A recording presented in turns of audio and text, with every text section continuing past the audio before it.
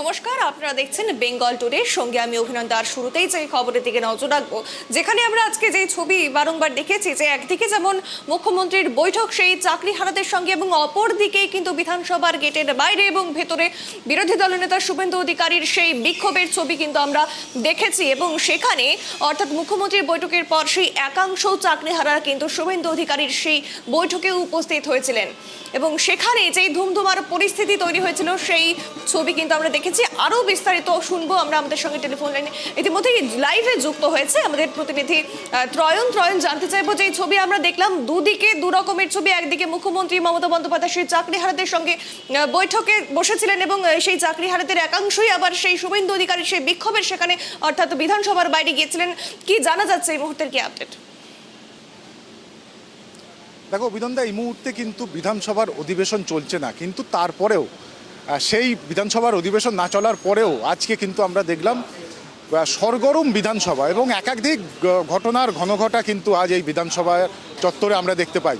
তিনটি মূলত ঘটনা, সেই তিনটি ঘটনাতেই কিন্তু আজকে একাধিক সময় উত্তেজনা ছড়ায়। কি সেই তিনটি ঘটনা? তার মধ্যে প্রথম যে বিষয়টা, যেমন তুমি বলছিলে অভিনন্দা, যে মুখ্যমন্ত্রী যখন বৈঠক করছেন নেতাজি ইন্ডোর স্টেডিয়ামে, সেই সময় বিরোধী দলনেতার নেতৃত্বে বিজেপির পরিষদীয় দল অর্থাৎ বিজেপির বিধায়করা তারা কিন্তু বিধানসভার ভিতরে সেখানে কিন্তু প্ল্যাকার্ড নিয়ে তারা বিক্ষোভ দেখায়। বেশ কিছুক্ষণ, মিনিট 20-25 তারা বিক্ষোভ দেখায়।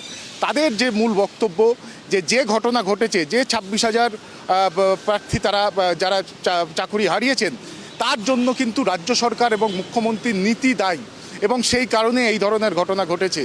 এবং তুমি জানো যে পশ্চিমবঙ্গ বিধানসভা রাজ্যের আইন প্রণয়নের একটি অন্যতম জায়গা এবং সেই পশ্চিমবঙ্গ বিধানসভার ভেতরেই এই বিষয়কে সামনে রেখে বা এই অভিযোগকে সামনে রেখে বিরোধী দলনেতা শুভেন্দু অধিকারীর নেতৃত্বে বিজেপি পরিষদীয় দল তারা প্ল্যাকার্ড নিয়ে তাদের যে বক্তব্য, সেই বক্তব্য তারা তুলে ধরেন। বেশ কিছুক্ষণ তারা বিক্ষোভ করেন এবং তারপরেই তুমি জানো যে বিধানসভা এবং নেতাজি ইন্ডোর স্টেডিয়াম প্রায় কাছাকাছি জায়গা এবং সেখানে দাঁড়িয়ে তারা কিন্তু বিধানসভার যে গেট রয়েছে সেই গেটের বাইরে বিধায়করা আসেন এবং সেখানে প্ল্যাকার্ড নিয়ে তারা স্লোগান দিতে থাকেন এবং এই ঘটনাকে কেন্দ্র করে কিন্তু বেশ কিছুটা উত্তেজনা ছড়ায় এবং তার পরবর্তী সময় সাংবাদিকদের মুখোমুখি হন বিরোধী দলনেতা এবং আজকে মুখ্যমন্ত্রী যে বক্তব্য বলেছেন সেই বক্তব্যের প্রতিক্রিয়া দিচ্ছিলেন তিনি।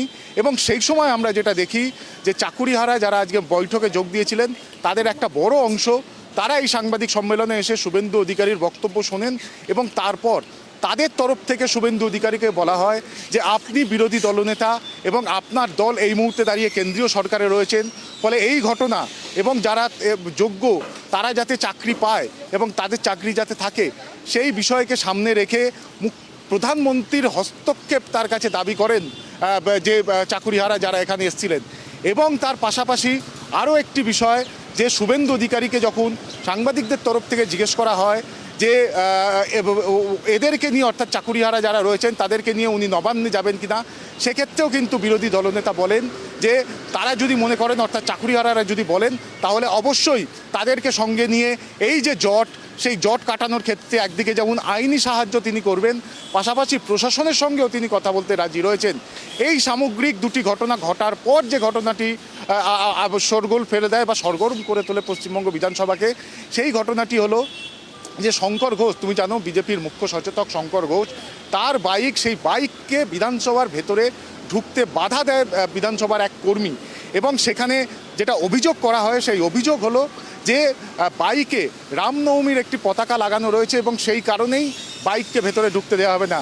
এই বক্তব্য যখন বিরোধী দলনেতা শুভেন্দু অধিকারী জানতে পারেন, তিনি সঙ্গে সঙ্গে গিয়ে কার্যত বচসায় জড়িয়ে পড়েন সেই বিধানসভার কর্মীর সঙ্গে এবং পরবর্তী ক্ষেত্রে সেই বাইককে ভেতরে অবশ্য ঢুকতে দেওয়া হয়।